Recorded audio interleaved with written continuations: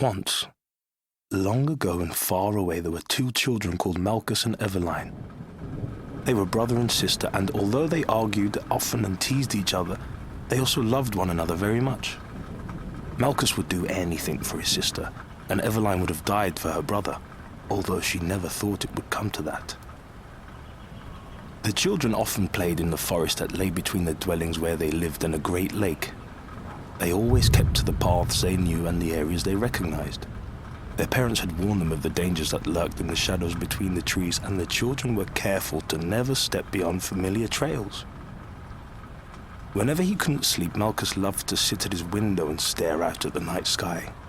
He knew many of the stars and constellations by name, and their twinkling beauty entranced him.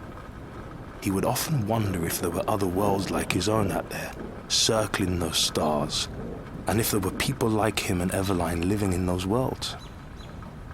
But one night, when Malchus gazed out of his window, there was an extra star, a bright star he had never seen before. It appeared at the edge of the constellation called the Lion's Paw, and as Malchus watched, grew steadily brighter and larger. It was moving, he realized. He followed its progress across the sky with fascination. The star continued to grow brighter, and as it fell towards the world, it became a burning ball of fire, then streaked down until it disappeared somewhere in the depths of the forest.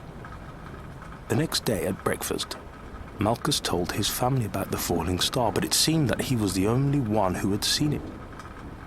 When he described it, his mother smiled in the way she did when she thought he was making up stories. It was clear she had not seen the star and that she did not believe Malchus had either.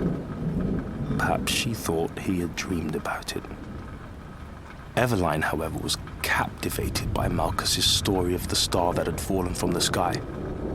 When their mother was clearing their breakfast away and had her back turned to the children, Malchus whispered to Eveline that the two of them should try to find where the star had landed. Eveline, delighted at the idea, immediately agreed. And so they set off into the forest, heading into the direction that Malchus was sure the star must be. It proved to be a long walk. They passed by all the places where they and the other children from their town usually played. The old stumpy tree, the clearing full of fairy rings, and the standing stone with the iron ring in it. After what seemed an age, they found themselves in the deepest and darkest part of the forest. The day was growing old, and they had walked further into the forest than they ever had before. "Maybe we should go back," Eveline said, and she looked around nervously. She was not happy to be so far from home, and she was tired and hungry. Malchus was relieved. He too was desperate for something to eat, but hadn't wanted to be the one to suggest that they turn back. In truth, he was beginning to wonder if perhaps the falling star had been a dream after all. How could a star fall from the heavens?